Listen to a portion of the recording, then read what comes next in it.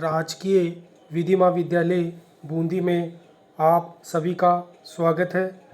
पिछले वीडियो में हमने शरीर की प्राइवेट प्रतिरक्षा के अधिकार का विस्तार कब मृत्यु कारित करने तक होता है, इस संबंध में भारतीय दंड संहिता 1860 की धारा 100 का अध्ययन किया था। आज का हमारा विषय है संपत्ति की प्राइवेट प्रतिरक्षा के अधिकार का विस्तार मृत्यु कारित करने तक कब होता है। आज का हमारा विषय है संपत्ति की प्राइवेट प्रतिरक्षा के अधिकार का विस्तार मृत्यु कारित करने तक कब होता है। इस संबंध में प्रावधान भारतीय दंड संहिता 1860 की धारा 103 में किए गए हैं। धारा 103 में 4 आधारों का उल्लेख किया गया है, जिसके तहत प्रतिरक्षक को अपनी संपत्ति की प्राइवेट प्रतिरक्षा के अधिकार के अंतर्गत दोषकर्ता की मृत्यु या अन्य हानि स्वेच्छा से कारित कर सकता है। तो धारा 103 में 4 आधारों का उल्लेख किया गया है, जिसके तहत प्रतिरक्षक अपनी संपत्ति की प्राइवेट प्रतिरक्षा के अधिकार के अंतर्गत दोषकर्ता की मृत्यु या अन्य हानि स्वेच्छा से कारित कर सकता है। तो धारा 103 में भी धारा 100 की भांति ही प्रतिरक्षकों को ये अधिकार है कि वह दोषकर्ता की मृत्यु कारित कर सकता है या अन्य हानि स्वेच्छा से कारित कर सकता है। तो धारा 103 का अवलोकन करते हैं। धारा 103 के अनुसार संपत्ति की प्राइवेट प्रतिरक्षा के अधिकार का विस्तार धारा 99 में वर्णित निबंधनों के अध्ययन। तो संपत्ति की प्राइवेट प्रतिरक्षा के अधिकार का विस्तार धारा 99 में वर्णित निबंधनों के अधीन। धारा 100 का जब हमने अध्ययन किया था, तो धारा 100 में भी शरीर की प्राइवेट प्रतिरक्षा का अधिकार का विस्तार हमलावर की मृत्यु कारित करने या अन्य हानि कारित करने तक कब होता है, वह भी धारा 99 में अंतर्विष्ट निर्बंधों के अधीन ही है। उसी प्रकार धारा 103 में संपत्ति की जो प्राइवेट प्रतिरक्षा का अधिकार का विस्तार मृत्यु कारित करने के कब होता है, वह धारा 99 में जो निर्बंध दिए गए उसके अधीन ही है। अतः संपत्ति की जो प्राइवेट प्रतिरक्षा अधिकार का विस्तार मृत्यु कारित करने का कब होगा, वह धारा 99 में जो निर्बंध दिए गए उसके अधीन ही ये अधिकार प्रतिरक्षकों को प्राप्त है। तो धारा 99 में निर्बंधित उपबंधों के अधीन दोषकर्ता की मृत्यु या अन्य हानि स्वेच्छा कारित करने का है। तो वह दोषकर्ता की मृत्यु भी कारित कर सकता है या अन्य हानि स्वेच्छा से कारित कर सकता है, यदि वह अपराध जिसके किए जाने का या किए जाने के प्रयत्न के कारण, ये इंपॉर्टेंट है, उस अपराध के किए जाने का या किए जाने का प्रयत्न के कारण उस अधिकार के प्रयोग का अवसर आता है, जो निम्नलिखित 4 बातों में से किसी बात का हो। पहला है लूट, दूसरा रात्रोग्रह भेदन, तीसरा अग्नि द्वारा रिष्टि, जो किसी ऐसे निर्माण, तंबू या जलयान को की गई है जो मानव आवास के रूप में या संपत्ति की अभिरक्षा के स्थान के रूप में उपयोग में लाया जाता है। चौथा चोरी, रिष्टि या गृह अत्याचार, जो ऐसी परिस्थितियों में किया जाता है जिनसे युक्तिक रूप से यह आशंका कारित हो कि यदि प्राइवेट प्रतिरक्षा के अधिकार का प्रयोग न किया गया तो परिणाम मृत्यु या घोर उपति होगा। तो धारा 103 में 4 आधार दिए गए हैं, जिसके तहत प्रतिरक्षक को संपत्ति की प्राइवेट प्रतिरक्षा के अधिकार का प्रयोग करते हुए दोषकर्ता की मृत्यु या अन्य हानि स्वेच्छा से कारित करने का अधिकार होता है। ये धारा स्पष्ट ये कहती है कि यह अधिकार तब प्राप्त होता है जब इन 4 खंडों के अंतर्गत उल्लिखित अपराध या अपराध करने का प्रयत्न, जो 4 इस धारा के अंतर्गत जो 4 आधार दिए गए, उन अपराधों को करने या अपराध का प्रयत्न भी इसके अंतर्गत आता है। तो धारा 103 में 4 खंडों का उल्लेख किया गया है और इन चारों खंड के अंतर्गत यदि अपराध किया जाता है या अपराध करने का प्रयत्न किया जाता है, जो चारों खंडों में जो अपराध दिए गए हैं वह अपराध किया जाता है या उन अपराध का यदि प्रयत्न भी किया जाता है तो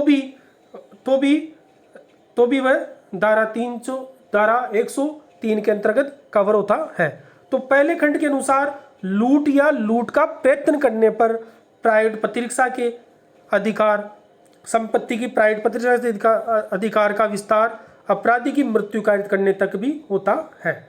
तो पहले खंड के अनुसार लूट या लूट का प्रयत्न करने पर संपत्ति की प्राइवेट प्रतिरक्षा का अधिकार अपराधी की मृत्यु कारित करने तक होता है और लूट को धारा 390 में परिभाषित किया गया है। दूसरे खंड के अनुसार यह अधिकार रात्रों गृहभेदन या उसके प्रयत्न करने के मामलों में प्राप्त होता है। तो दूसरे खंड के अनुसार यह अधिकार रात्रों गृहभेदन पर या उसके प्रयत्न करने के मामलों में प्राप्त होता है और रात्रों गृहभेदन को भारतीय दंड संहिता 1860 की धारा 446 में परिभाषित किया गया है। तीसरे खंड के अनुसार यह अधिकार अग्नि द्वारा रिष्टि के मामलों में प्राप्त है यदि अग्नि द्वारा रिष्टि किसी ऐसे निर्माण, तंबू या जलयान को की गई है जिसका उपयोग मानव आवास या संपत्ति की अभिरक्षा के स्थान के रूप में प्रयोग किया जाता है। रिष्टि की परिभाषा भारतीय दंड संहिता 1860 की धारा 425 में दी गई है और चौथे खंड के अनुसार यह अधिकार ऐसी परिस्थितियों में की गई चोरी, रिष्टि और घृतिचार।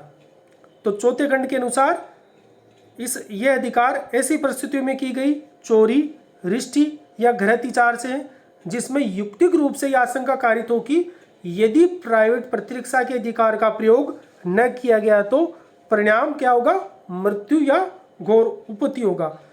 चोरी को भारतीय दंड संहिता की धारा 378 में परिभाषित किया गया है तथा घृतिचार को धारा 442 में परिभाषित किया गया है। तो संपत्ति की प्राइवेट प्रतिरक्षा अधिकार का विस्तार मृत्यु कारित करने तक कब होता है, इस संबंध में प्रावधान भारतीय दंड संहिता की धारा 103 में किया गया है। इस धारा में 4 आधारों को उल्लेख किया गया है और 4 आधारों को उल्लेख किया गया है जिसके तहत प्रतिरक्षक को दोषकर्ता की मृत्यु कारित करने एवं अन्य अपमानित कारित करने का अधिकार होता है। परंतु ये अधिकार भी धारा 99 में जो निर्बंधन उल्लेख किए गए हैं उनके अधीन ये अधिकार प्राप्त है। एक महत्वपूर्ण प्रश्न जो न्यायालय के समक्ष आता रहा है वह ये है कि क्या किसी संपत्ति पर अत्याचार करने वाले व्यक्ति का उस संपत्ति पर प्राइवेट प्रतिरक्षा का अधिकार रखता है। तो एक महत्वपूर्ण प्रश्न जो न्यायालय के समक्ष आता रहा है वह यह है कि क्या किसी संपत्ति पर अत्याचार करने वाला व्यक्ति उस संपत्ति पर प्राइवेट प्रतिरक्षा का अधिकार रखता है और यह भी कि क्या प्राइवेट प्रतिरक्षा का यह अधिकार उसे उस संपत्ति के वास्तविक स्वामी के विरुद्ध भी प्राप्त है। तो एक महत्वपूर्ण क्वेश्चन है जिसके तहत क्या किसी संपत्ति पर अत्याचार करने वाले व्यक्ति को उस संपत्ति पर प्राइवेट प्रतिरक्षा का अधिकार रखता है और ये अधिकार क्या प्राइवेट प्रतिरक्षा का ये अधिकार उसे उस संपत्ति के वास्तविक स्वामी के विरुद्ध भी प्राप्त है। तो ये प्रश्न उच्चतम न्यायालय के समक्ष मुंशी राम बनाम दिल्ली प्रशासन AIR 1968 के वाद में उच्चतम न्यायालय के समक्ष आया।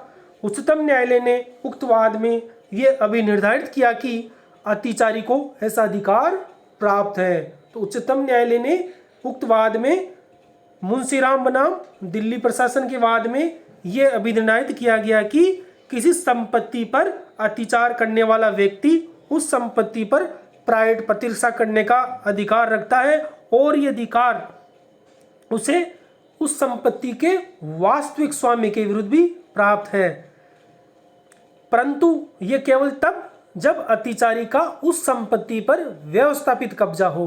उच्चतम न्यायालय ने यह निर्धारित किया कि अतिचारी को ऐसा अधिकार प्राप्त है और यह अधिकार संपत्ति के वास्तविक स्वामी के विरुद्ध भी प्राप्त है, परंतु उच्चतम न्यायालय में इसमें एक शर्त अधोरेखित की। वह शर्त क्या थी? परंतु यह अधिकार केवल तब प्राप्त है जब अतिचारी का उस संपत्ति पर व्यवस्थापित कब्जा हो। तो यह अधिकार तभी प्राप्त है जब अतिचारी को उस संपत्ति पर व्यवस्थापित कब्जा हो, उस संपत्ति पर सटल पोजीशन हो। अतिचारी का अगर उस संपत्ति पर सटल पोजीशन है तो ही अतिचारी को यह अधिकार प्राप्त है, अन्यथा यह अधिकार प्राप्त नहीं है। उच्चतम न्यायालय ने उक्त वाद में व्यवस्थापित कब्जा का क्या अर्थ होता है का अर्थ स्पष्ट नहीं किया। उच्चतम न्यायालय ने उक्त वाद में व्यवस्थापित कब्जा क्या होता है इसका अर्थ स्पष्ट नहीं किया। पूरण सिंह बनाम पंजाब राज्य, पूरण सिंह बनाम पंजाब राज्य AIR 1975, पूरण सिंह बनाम पंजाब राज्य AIR 1975 के वाद में उच्चतम न्यायालय ने व्यवस्थापित कब्जा का अर्थ स्पष्ट किया। तो पूरण सिंह बनाम पंजाब राज्य में उच्चतम न्यायालय ने मुंशीराम बनाम दिल्ली प्रशासन में जो व्यवस्थापित कब्जा शब्द यूज में लिया था, उस शब्द का उच्चतम न्यायालय ने अर्थ स्पष्ट किया और उच्चतम न्यायालय ने ये अभिनिर्णय किया कि व्यवस्थापित कब्जा का अर्थ उस व्यक्ति का उस भूमि पर ऐसा स्पष्ट और प्रभावी कब्जा है, चाहे वह व्यक्ति एक अतिचारी क्यों न हो, चाहे वह एक अतिचारी क्यों नहीं हो। और न्यायालय ने इसका अर्थ स्पष्ट करते हुए कहा है कि अतिचारी का कब्जा प्रभावी हो। तो व्यवस्थापित कब्जा का अर्थ ये दिया कि अतिचारी का संपत्ति पर कब्जा क्या होना चाहिए? प्रभावी हो और स्वामी की जानकारी में हो। अतिचारी का संपत्ति पर कब्जा प्रभावी हो और वह स्वामी की जानकारी में हो, या वह कब्जा छिपाने का प्रयत्न किए बगैर किया गया हो। तो जो व्यवस्थापित कब्जा है उसका अर्थ स्पष्ट करते हुए उच्चतम न्यायालय ने कहा कि व्यवस्थापित कब्जा का अर्थ ये होता है कि अतिचारी का कब्जा प्रभावी होना चाहिए और स्वामी की जानकारी में होना चाहिए, और वह कब्जा छिपाने का प्रयत्न किए बगैर किया जाना चाहिए।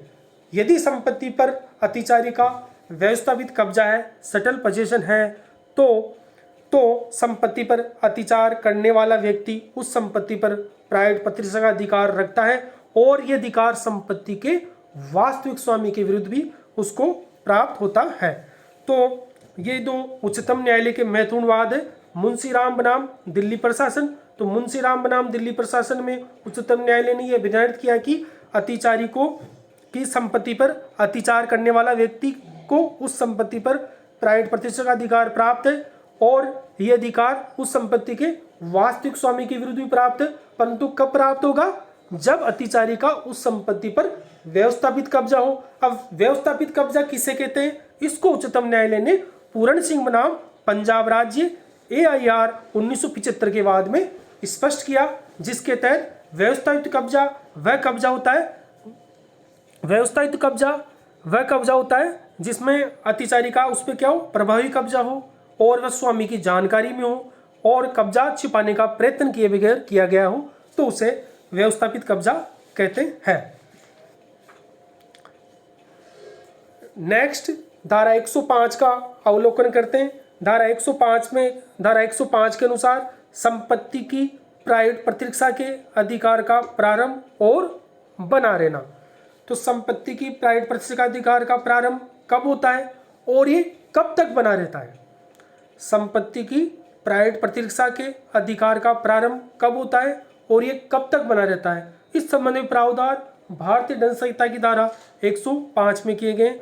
धारा 105 के अनुसार संपत्ति की प्राइवेट प्रतिरक्षा का अधिकार तब प्रारंभ होता है जब संपत्ति के संकट की युक्तियुक्त आशंका प्रारंभ होती है। तो संपत्ति की प्राइवेट प्रतिष्ठा का अधिकार तब प्रारंभ होता है जब संपत्ति के संकट की युक्तियुक्त आशंका प्रारंभ होती है। जैसे ही संपत्ति के संकट की आशंका युक्तियुक्त रूप से प्रारंभ हो जाती है, वैसे ही संपत्ति की प्राइवेट प्रतिष्ठा का अधिकार का प्रारंभ हो जाता है। और ये अधिकार कब तक बना रहता है? तो ये चोरी के विरुद्ध, लूट के विरुद्ध तथा रिष्टि के विरुद्ध तथा रात्रों गृह वेदन के विरुद्ध इस अधिकार का अलग अलग उल्लेख किया गया है। भाई ये अधिकार कब तक बना रहता है? तो चोरी के संबंध में संपत्ति की प्राप्ति प्रतिष्ठा का अधिकार चोरी के विरुद्ध अपराधी के संपत्ति सहित पहुंच से बाहर हो जाने तक।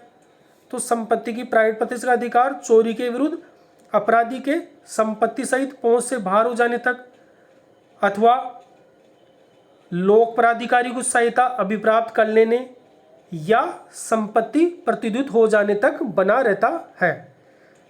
संपत्ति की प्राप्ति प्रतिष्ठा का अधिकार लूट के विरुद्ध तब तक बना रहता है जब तक अपराधी किसी व्यक्ति की मृत्यु या उपति या सदोष अवरोध कारित करता है या कारित करने का प्रयत्न करता है, अथवा जब वह तत्काल मृत्यु का या तत्काल उपति का या तत्काल व्यक्तिगत अवरोध का भय बना रहता है। संपत्ति की प्राप्ति प्रतिष्ठा का अधिकार आपराधिक अत्याचार या रिष्टि के विरुद्ध तब तक बना रहता है जब तक अपराधी आपराधिक अत्याचार या रिष्टि करता रहता है। इसी प्रकार संपत्ति की प्राप्ति प्रतिष्ठा का अधिकार रात्रों गृह भेदन के विरुद्ध तब तक बना रहता है जब तक ऐसे गृह भेदन से आरंभ हुआ गृह अत्याचार होता रहता है। Thank you.